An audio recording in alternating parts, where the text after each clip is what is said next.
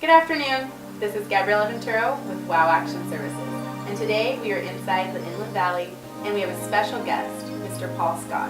Now he has such an amazing story and I hope you guys stay tuned to hear the rest.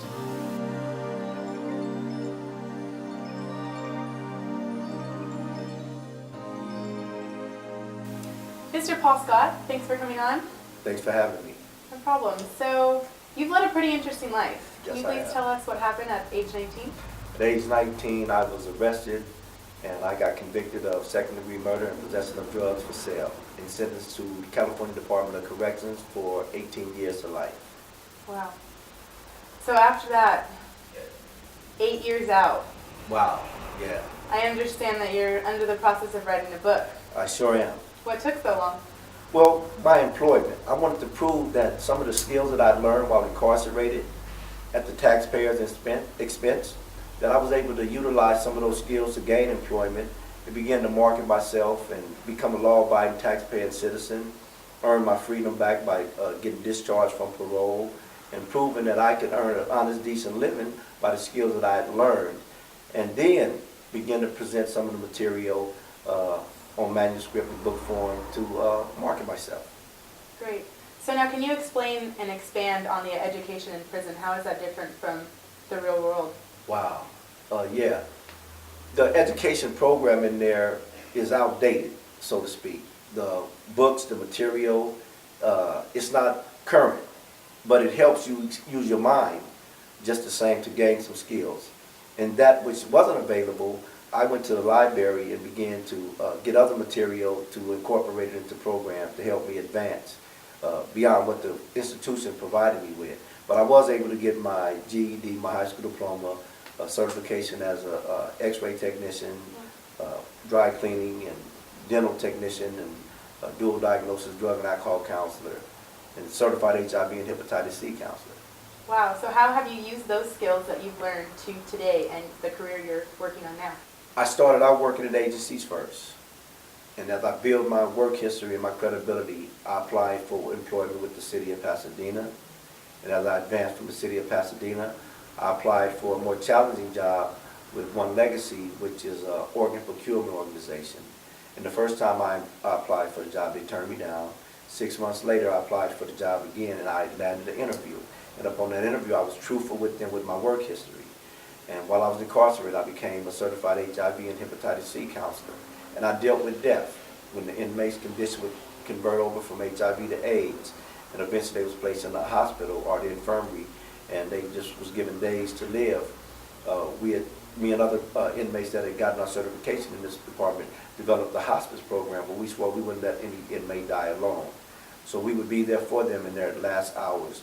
So I learned the skills of dealing with death, and some of the families that would come in and be allowed to enter into the infirmary to see their loved ones, we would orientate them before they were able to come in and let them know what they were about to see. And that we would take care of them with providing them with programs in time when they weren't able to visit them, such as playing chess with them, walking them around the track, walking them around the hospital quarter, buying them ice cream and soda, just spending some time with them, reading the Bible with them, other spiritual material. And as a result of me learning that, I learned how to deal with some of the emotions that deal with death and leading up to that. And when I applied for this job, I was truthful when I shared that with them, and I let them know that one of the requirements was to be bilingual, and though I wasn't bilingual, I shared with them that I was Ebonic. And what I simply meant by being Ebonic is that I was Afro-American, and I could relate to a form of Afro-American culture that probably no other culture could, because of me understanding what some of us go through that no other culture has to go through. And that if I didn't do anything else for them, that I could increase their consent rate for the Afro-American community. So this was the best job that I had landed, and I'm still employed by them, and it's afforded me a great opportunity to go someplace and do things in life that I never would have been able to do had I not learned this skill. Great. So now I understand that your son was also involved with some things as well. Yes.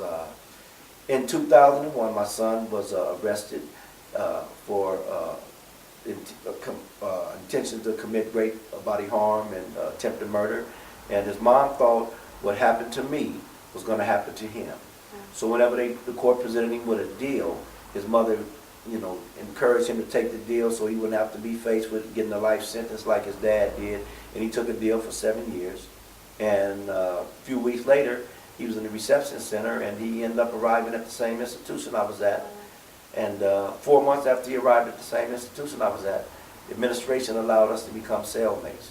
And we were cellmates up to 4 years until I eventually got found suitable for parole and released. Wow.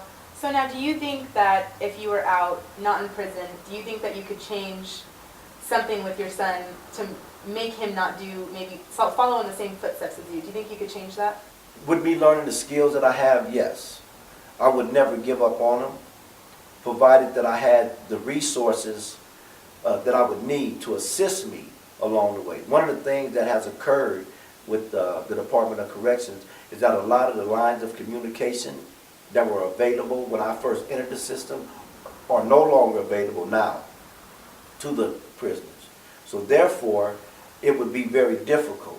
And then the longer a person is kept incarcerated, the more people that they once was in communication with in society begin to get slimmer and slimmer until you have nobody. So I would need the support to be able to have that encounter and interaction with him in order for that to take place. Mr. Scott, I understand that you're almost finished with writing a book. Yes, I am. It pertains to my life story and how the most crucial moments, a thing that took place that caused me to end up incarcerated, and then the turning point, the skills that I began to learn that helped me change my life and go in another direction. Now, can you please explain the name? Change the Plains is the name of the book, and it's interesting that you asked me that because while I was incarcerated, I was on the yard and I was reading a book one day, and I paused in between reading the book, and I looked up in the sky, and I saw a plane going across the sky. And I'd never ridden an airplane before, and the thought crossed my mind, I wonder what it feels like. I wonder what it feels like being in a plane and where they're going. And my mind just began to wonder. And at that moment, just observing the plane, I had been in numerous different therapy groups, guided imagery and relaxation and meditation, and I was able to just look at the plane and receive a form of peace just observing it. And I said, I'd like to ride on one day. So when I got out, I promised myself every birthday after 50, I was going to go to a different country. So for my 52nd birthday, I was in the process of going to the Dominican Republic. And I looked out the window after I'd been on the plane for maybe an hour or so. And I remembered that day I was on the yard reading that book. And I looked up and said, I would like to ride on a plane one day. And it dawned on me right then and there, plain as day. I once was in chains, and now I'm in planes. So that's where the title of the book came from, by me reflecting back on that. And it's interesting that you asked me that question, because this hat that I'm wearing is from the Dominican Republic, and it's from the capital, Santo Domingo. And so it's just a coincidence that you asked me that. So have you kept traveling? Yes, I have. I went back to the Dominican Republic in 2013, November, and it's a beautiful country that I really like, and it's helping me continue my missionary work and for me to develop on a spiritual journey, and it's contributing to my book being developed in a more detailed manner as well. All right, Mr. Scott, I want to thank you for your time and joining us inside the Inland Valley. You're welcome, and thank you for having me. It's been an honor and a privilege. And I want to remind all of you to be on the lookout for Change to Plains. And thank you for your time once again. And I'm Gabriella Venturo with Wow Action Services, and this is Inside the Inland Valley.